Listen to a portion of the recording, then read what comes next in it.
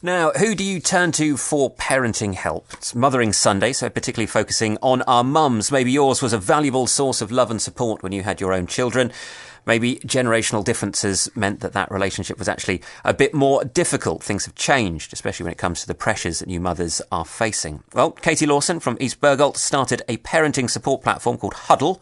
It's a website and social media presence with events and meetups in the real world as well. On Friday, they ran a workshop with Suffolk Mind at Key Place in Ipswich, looking at addictive behaviour in children and young people. Katie joins me in the studio this morning. Very good morning to you. Hi, John. Morning.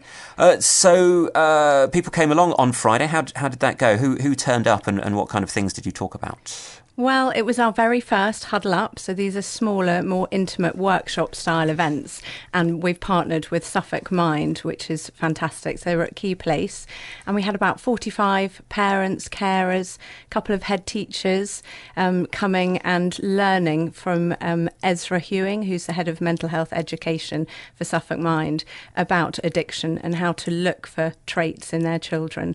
Some of the people coming were in the throes of this, so they really benefited from Clemmy Haddon-Payton, who was our other speaker, who talked very personally about her experience, having been a cross addict herself. So it was a good first Huddle Up. Yeah, lots of good feedback. So really strong and important messages. I guess it's difficult when it comes to parenting and talking about the things that you might face, of not being alarmist and worrying people, but also equipping them with actual real things that they can look out for and put it into some kind of perspective. That's exactly it. There is so much out there on the parenting sort of scene at the moment. We're really bombarded, bloggers, lots of different parenting books. Where do you turn to? And actually everything that Huddle does is backed by research-based, evidence-based, factual advice. It's not opinion or gossip. So we're really trying to cut through some of the mess out there and say this is a platform with up-to-date professional advice. Because it's really difficult. So I mean, we were talking the other day, me and my partner, with a parenting issue, and we looked on one of the very popular forums, and lots of other people had faced this issue, and we thought, okay, that's very good.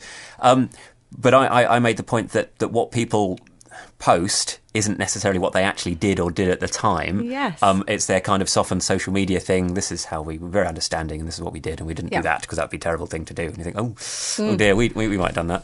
And that kind of trusting what you hear, what you see is really hard. It's really, really hard. Being a parent is really, really hard. But at the moment, it's incredibly hard because of the social media platforms. You seemingly have these images of perfect parents who, manage to get back to size 8 straight away and bake homemade flapjacks every Friday or whatever. It's really difficult to live up to your expectations. There is no such thing, is there, as the perfect parent. And then also throw into that the huge void between, if you're having children in your 30s or 40s, your parents' experience was just off the scale different. So the things that they thought were important or being able to turn to your parents and say, well, actually, I need help. What did you do when I did this? It's a different world. Absolutely. And that was one of the things that really struck me. I have fantastic parents, grandmother who's still alive, and I can't go to them for advice on internet, social media, gaming. It just wasn't there. The idea, I remember us having the first television, and that was exciting. So we can't go to them anymore. So where do we go to? So to provide expert advice, professional advice is really key. Has involving yourself and setting all this up made you a better parent or a more anxious parent? Yes, there's definitely, it's really tricky. I remember when my first child was born and you read lots of those parenting books about sleep, and all my children were pretty terrible sleepers. And you feel a bad parent because they don't stick to the times that they say in this book, and you can get very anxious about that, can't you? I really try and separate the two. Actually, I have 3 children, and I love being a mum and celebrate everything about that. But for Huddle, it's actually come from my niece who suffered prepubescent anorexia at the age of 9, and as a family, we're a really close family.